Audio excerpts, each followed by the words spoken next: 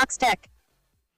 Subscribe to my channel and turn on the bell notifications so that you can get notified about my future videos.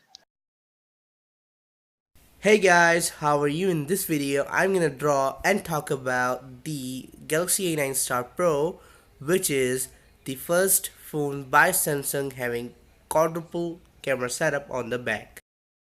The Galaxy A9 Star Pro will have a 6.28-inch 1080 by 2220p display. The processor that is going to be used in it is the Qualcomm Snapdragon 660 processor. There will be a 3720 mAh lithium-ion battery in it.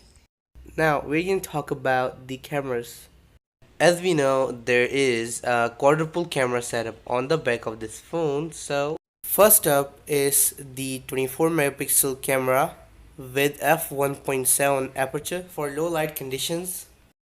The second one is the 8 megapixel wide angle camera, which will help you to get more information in your pictures. Then there is a 10 megapixel telephoto lens and a 5 megapixel depth sensor for those amazing bokeh effects. On the front we have an amazing 24 megapixel camera with f2.0 aperture that will help you snap amazing selfies. Okay guys, this is all for today. See you in the next video. Peace out.